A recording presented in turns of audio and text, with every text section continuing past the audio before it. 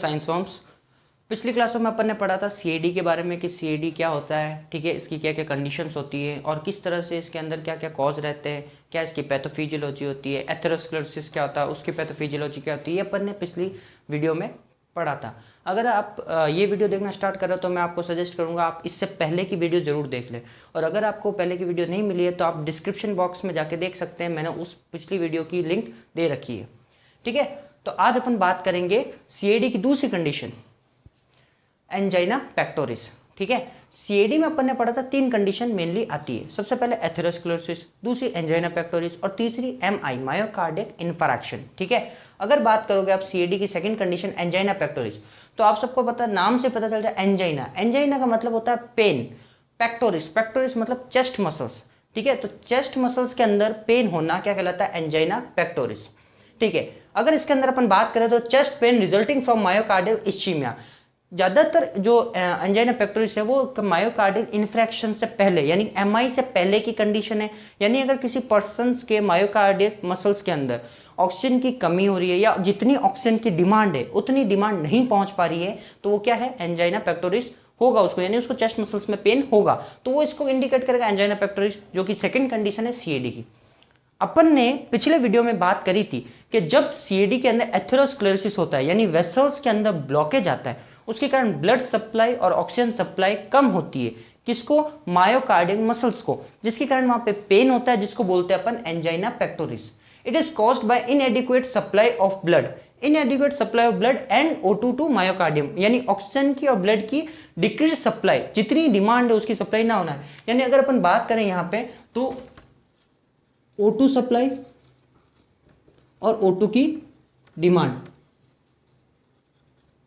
ठीक है, ये दो चीजें अपन को यहाँ पे ध्यान में रखनी है कि जितनी O2 की डिमांड है क्या उतनी सप्लाई हो रही है, या जितनी सप्लाई हो रही है क्या उस डिमांड की पूर्ति कर पा रही है या उससे कम है। इस चीज का अगर अपन ध्यान रखेंगे तो अपन को पता रहेगा कि उसको एंजाइना पेक्टोरिस की कंडीशन है या नहीं है, ठीक है। अब अगर इसके अंदर बात करें अपन तो पैटर्न ऑफ एंजाइना यानी एंजाइना कितने टाइप का होता है, ठीक है। तो एंजाइना कुल अपन 5 भागों में उसको डिवाइड कर सकते हैं, वैसे अलग अलग क्लासिफिकेशन काफी मिलते हैं पर इंपॉर्टेंटली 5 क्लासिफिकेशन होते हैं इसका। सबसे पहला क्लासिफिकेशन अपन यहाँ देख सकते हैं स्टेबल एंजाइना। स्टेबल वर्ड से आप सब समझते हो, स्टेबल मतलब एक नॉर्मल लेवल का यानी जो स्थायी होता है, स्थायी एंजाइना, ठीक है, जिसको अपन एक्सर्शनल एंजाइना भी कहते हैं, ठीक है। अगर इसके अंदर आप बात करोगे प्रिडिक्टेबल एंड कंसिस्टेंट, यानी कि इसमें अंदर जो पेन होता है वो प्रिडिक्टेबल, यानी कि वो क्या कर सकता है, पेन जो है वो अपन जो व्यक्ति है वो प्रिडिक्ट कर सकता है कि ये पेन होगा, ये पेन हो सकता है, ये एक हल्का पेन होता है, कंसिस्टेंट यानी लगातार रहता है, ठीक है, एक फिक्स टाइम पर फिक्स ड्यूरेशन पर लगातार रहता है, इसलिए उसको बोलते हैं एक्सर्शनल एंजाइना।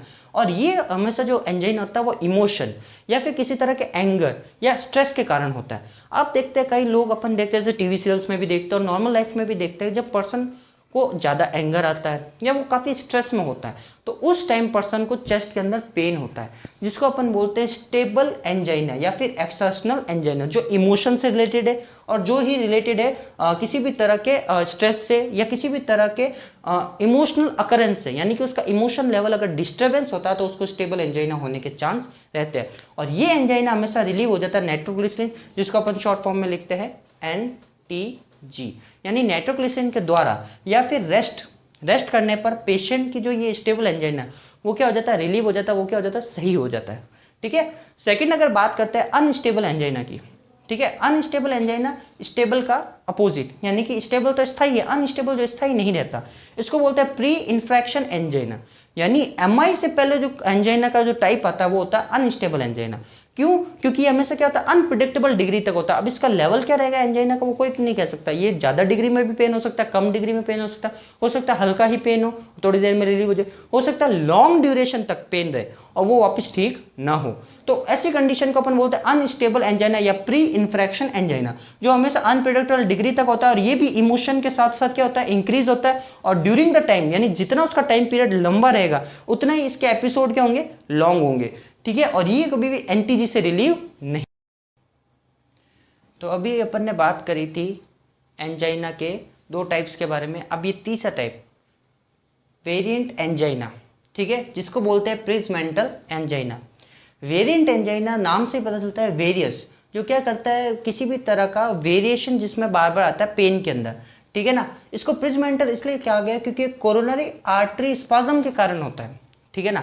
कोरोनरी आर्टरी जो पाई जाती है हार्ट के अंदर, हार्ट के ऊपर जो ब्लड सप्लाई करती है कोरोनरी आर्टरी, उसके अंदर अगर स्पाज्म हो जाता है, स्पाज्म मतलब होता है किसी भी वेसल्स का क्या होना, उसका डायमीटर छोटा होना, वेसल्स का स्पाज्म होना, ठीक है, वेसल्स का स्पाज्म होना। तो अगर कोरोनरी आर्टरी के अंदर स्पाज्म होता है तो उसके कारण वेरिएंट एंजाइना या फिर प्रिजमेंटल एंजाइना हो सकता है।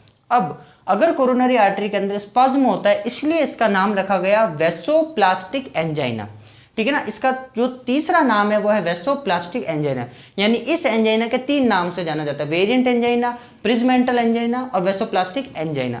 अब अपन ये 3 नाम क्यों पढ़े, क्योंकि कई बार बुकों में ये नाम से लेके बच्चों को कंफ्यूजन रहता है कि सर प्रिजमेंटल एंजाइना क्या है, वेरिएंट एंजाइना क्या है, वेसोप्लास्टिक एंजाइना क्या है, जबकि तीनों की प्रॉपर्टी सेम है। कोरोनरी आर्टरी के अंदर जब भी स्पाज्म होगा तो उसके कारण वेसोप्लास्टिक एंजाइना होता है और उसी को प्रिजमेंटल एंजाइना कहते हैं, और उसके कारण जब वेरिएशन आता है पेन के अंदर तो उसको बोलते हैं वेरिएंट एंजाइना, ठीक है।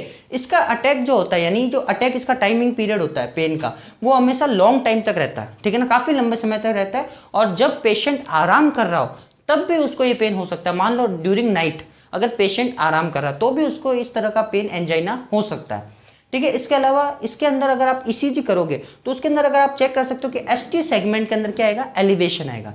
यानी जो ईसीजी के अंदर अपन एसटी सेगमेंट देखते हैं, आप जैसे जानते हो कि ईसीजी के अंदर सबसे पहली वेव बनती है पी वेव, ठीक है, उसके बाद बनती है क्यू आर एस, ठीक है, और एस के बाद टी।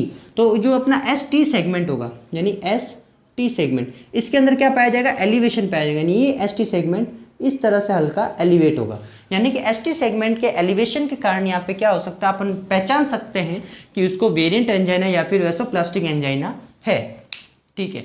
अब बात करेंगे अपन अगले एंजाइना के बारे में जिसको बोलते हैं रेफ्रैक्टरी एंजाइना, ठीक है। इसको रेफ्रैक्टरी एंजाइना इसलिए कहा गया कि वेरिएंट एंजाइना क्या होता है, अलग अलग जगह पे अलग अलग टाइम पीरियड के लिए होता है, लेकिन रेफ्रैक्टरी एंजाइना क्या होता है, रेफर पेन होता है, यानी कि पेन एक जगह सीमित नहीं रहता, वो क्या होता है धीरे धीरे अपनी जगह बदलता है और रेफर होता रहता है। जैसा अपन जानते हैं अपन किसी पेशेंट को भी एक हॉस्पिटल से दूसरे हॉस्पिटल रेफर करते हैं, उसी तरह पेन एक जगह से दूसरी जगह क्या होता है, रेफर होता है, ठीक है। इनकैपेसिटेटिंग क्रॉनिक एंजाइना इसका जैसे इसको अपन बोल सकते हैं क्रॉनिक, यानी लंबे समय तक अगर पेशेंट को एंजाइना हो रहा है तो वो रेफ्रैक्टरी एंजाइना में चेंज हो सकता है, जो कि क्या होता है अनरेस्पॉन्सिव टू इंटरवेंशन, हर किसी तरह का आप इलाज कर लो पर उसके लिए वो क्या होगा, अनरेस्पॉन्सिव होगा। कैसे, जैसा कि मैं बात करता हूँ रेफ्रैक्टरी एंजाइना के एग्जांपल की, मान लो पेन हार्ट में स्टार्ट हुआ, ठीक है ना, हार्ट की चेस्ट मसल से स्टार्ट हुआ, चेस्ट मसल से वो पेन होते हुए क्या होगा, अपने जो शोल्डर के नीचे से होते हुए यानी कि एक्जिला के नीचे से होते हुए वो पीछे की तरफ जाएगा, कहाँ पे, बैक साइड में, ठीक है। बैक साइड से वो होते हुए कहाँ आएगा, गर्दन की तरफ, नेक साइड में, नेक साइड से होते हुए कान, कान के नीचे तीत, और तीत के नीचे होते हुए वापस चेस्ट की तरफ, यानी इस तरह वो क्या करेगा, पूरा रेफर करेगा, पूरा उस तरह से क्या करेगा, रेफर करेगा, जिसके कारण क्या होगा, उसको अपन बोल सकते हैं रेफ्रैक्टरी एंजाइना कह सकते हैं। अब बात करते हैं अगले एंजाइना की जिसको बोला जाता है silent angina. Silent angina last type जो इसका एंजाइना का है वो साइलेंट एंजाइना, इसके नाम से ही पता चलता है साइलेंट। साइलेंट का मतलब हो गया इस एंजाइना में जो पेन होता है उसके कोई सिम्टम्स नहीं आते, ठीक है। हल्का पेन होगा और पेन आने से पहले किस जगह क्या मतलब कितना पेन है, क्या कोई इसका कॉज है, कुछ पता नहीं चलता, इसका ना सिम्टम आता ना कुछ।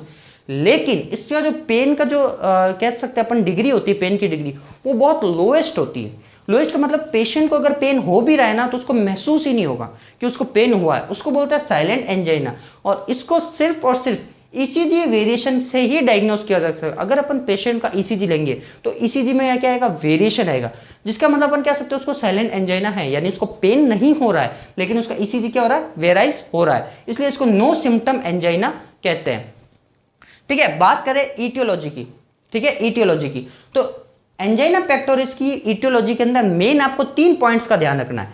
सबसे पहला, obstruction of coronary blood flow. इस लाइन से आप समझ सकते हो कि कोरोनरी का जो ब्लड फ्लो है उसके अंदर अगर कहीं भी ऑब्स्ट्रक्शन आता है, ऑब्स्ट्रक्शन मतलब किसी भी तरह की रुकावट आती है, उसके कारण क्या हो सकता है, पेशेंट का जो ब्लड फ्लो है मायोकार्डियम तक नहीं पहुंच पाएगा, और अगर मायोकार्डियम तक ब्लड नहीं पहुंचेगा तो उसके कारण उस पेशेंट को क्या होगा, पेन होगा। तो इससे रिलेटेड आप काफी सारे सिम्टम्स काफी सारे कॉज बना सकते हो। कॉज के अंदर जैसे आप लिख सकते हो कि ऑब्स्ट्रक्शन हो गया, जैसे मान लो लिपिड फॉर्मेशन हो गया, जैसे मान लो कोलेस्ट्रॉल का लेवल बढ़ गया, प्लेटलेट का फॉर्मेशन हो गया, जिसके कारण क्या हो रहा है, ऑब्स्ट्रक्शन हो रहा है, ठीक है। तो ये obstruction of coronary blood flow. दूसरा बात कर सकते हो एथेरोस्क्लेरोसिस। एथेरोस्क्लेरोसिस के अंदर क्या होता है, लिपिड फॉर्मेशन, ठीक है, इसके अलावा फ्री रेडिकल्स का जमा होना, इसके अलावा मोनोसाइट्स का क्या होना, फॉर्मेशन हो जाना। तीसरे अगर यहाँ बात करें coronary artery spasm, coronary artery spasm के अंदर क्या होता है, जैसे मैंने बताया आर्टरीज के अंदर क्या होता है, स्पाज्म होता है। आर्टरीज के अंदर स्पाज्म होने के कारण क्या होता है, ब्लड फ्लो क्या हो जाता है, बिल्कुल कम हो जाता है, जिसके कारण ये कंडीशन क्या होती है, इंक्रीज करती है O2 कंजप्शन टू मायोकार्डियम। यानी कि जैसे मान लो वैसोस्पाज्म बहुत कम हो गया और O2 की डिमांड बढ़ गई, और O2 की डिमांड ज़्यादा होते हुए भी अपन O2 की सप्लाई कम कर रहे हैं, तो उसके कारण पेशेंट को क्या होगा, पेन।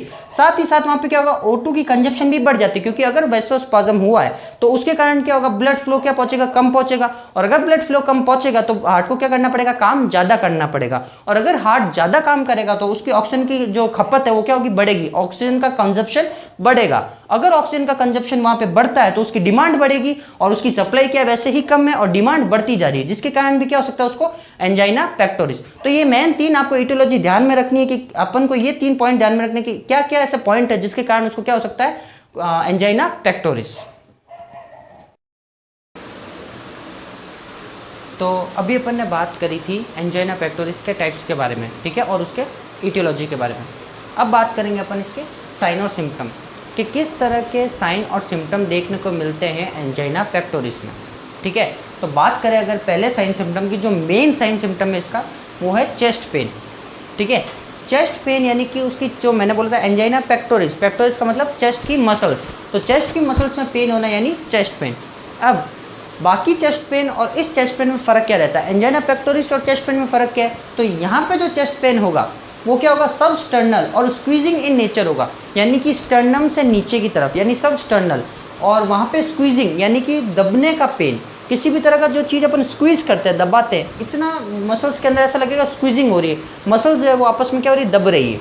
इसके अलावा पेन में radiate to left shoulder, arms, jaw, neck and back, यानी कि जो पेन है वो रेडिएट करेगा कहाँ का, या तो शोल्डर की तरफ, नेक की तरफ, जॉ की तरफ, ठीक है ना, बैक की तरफ और आर्म की तरफ, ठीक है। तो यहाँ अपना लेफ्ट साइड का पूरा आर्म हुआ, बैक हुआ, जॉ हुआ, यहाँ पे क्या करेगा, पेन रेडिएट करेगा, ठीक है, स्क्वीजिंग इन नेचर, रेडिएट होगा, और साथ ही ये 5 मिनट से लेकर 20 मिनट तक ये पेन रहता है। साथ ही साथ ये पेन कई बार नाइट्रोग्लिसरीन यानी NTG, नाइट्रोग्लिसरीन या फिर रेस्ट लेने से ठीक हो जाता है। अगर नहीं होता है तो अपन NTG की डोज बढ़ाते हैं या फिर पर्सन के जो ब्लॉकेज है उसको हटाते हैं। बात करें दूसरे साइन सिम्टम की, जो नॉर्मली क्या क्या रह सकते हैं, डिस्पीनिया, ठीक है ना, स्वेटिंग, टैकीकार्डिया। डिस्पीनिया का मतलब हो गया, जैसे मैंने आपको पिछली कई क्लासों में बताया, डिस्पीनिया का मतलब होता है कि सांस लेने में दिक्कत होना, ठीक है, उसको प्रॉब्लम, पर्सन को ब्रीथिंग में प्रॉब्लम होगी। साथ ही साथ स्वेटिंग यानी कि बार बार पर्सन को क्या होगा, पसीना आएगा। इसके अलावा टैकीकार्डिया, टैकीकार्डिया यहाँ जो आप टर्म देख रहे हो, टैकी का मतलब होता है फ्रीक्वेंटली यानी बार बार, ज़्यादा बार, ठीक है। कार्डिया यानी रिलेटेड टू हार्ट रेट, यानी कि उसकी जो हार्ट रेट है, जो उसकी हार्ट रेट है वो क्या होगी, इंक्रीज होगी, यानी पर्सन की हार्ट रेट क्या होगी, इंक्रीज होगी। इसके अलावा हार्ट रेट कहाँ तक इंक्रीज हो सकती है, तो 100 से ऊपर होना। नॉर्मल हार्ट रेट कितनी रहती है, 60 to 100, तो 100 से अगर ऊपर जाती है तो उसको अपन बोलेंगे टैकीकार्डिया। इसके अलावा बात करें वीकनेस, यानी उस पर्सन को वीकनेस आएगी। नमनेस यानी कि उसके हाथ और पाँव क्या होने लगेंगे, सुन्न होने लगेंगे, यानी उसमें किसी भी तरह का मूवमेंट नहीं होगा। इसके अलावा लेफ्ट आर्म और रिस्ट और हैंड के अंदर भी सेम प्रॉब्लम आएगी, यानी पूरा लेफ्ट आर्म, रिस्ट, इसके अलावा आप देख सकते हो उसके फिंगर्स में और हैंड में क्या होगी, नमनेस आएगी, किसी भी तरह का हाथ क्या होगा वो सुन्न हो जाएगा वहाँ का। इसके अलावा बात करें डिजीनेस, नोजिया, एनोरेक्सिया। डिजीनेस यानी पर्सन को क्या होगा, जी मतलाना, यानी उस पर्सन का जो चक्कर आना, उसको कमजोरी लगना, डिजीनेस का मतलब वो होता है। नोजिया का मतलब क्या होता है, उस पर्सन को वॉमिटिंग टाइप फीलिंग आएगी, यानी उसको ऐसा लगेगा कि उसको वॉमिटिंग हो रही है और नहीं होगी। साथ ही साथ एनोरेक्सिया, एनोरेक्सिया का मतलब होता है भूख नहीं लगना, भूख नहीं लगना, यानी पर्सन को भूख नहीं लगती, एनोरेक्सिया। अब बात करते हैं इसके डायग्नोसिस के बारे में।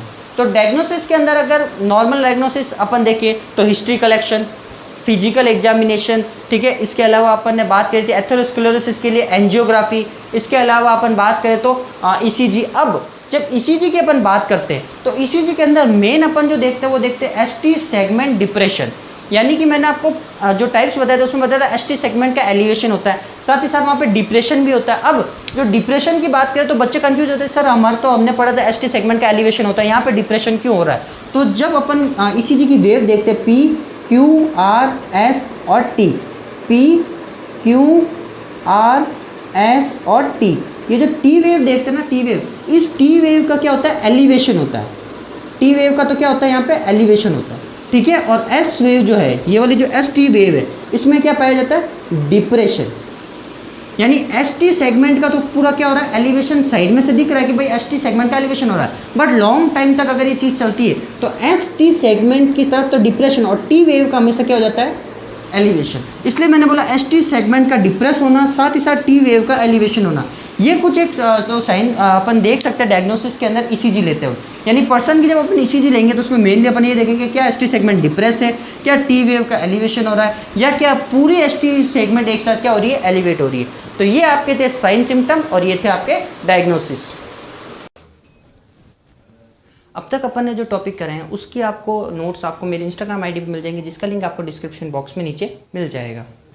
और हाँ, अगर आपको मेरी वीडियो पसंद आई हो तो इस वीडियो को लाइक ज़रूर करिएगा, और अगर आप लाइक करें तो साथ ही साथ सब्सक्राइब भी कर दीजिएगा और घंटे वाला बेल आइकन जरूर आप दबा दीजिएगा। और अगर आपको वीडियो अच्छी लगी तो साथ ही साथ इसको शेयर भी कर दीजिएगा। Thank you.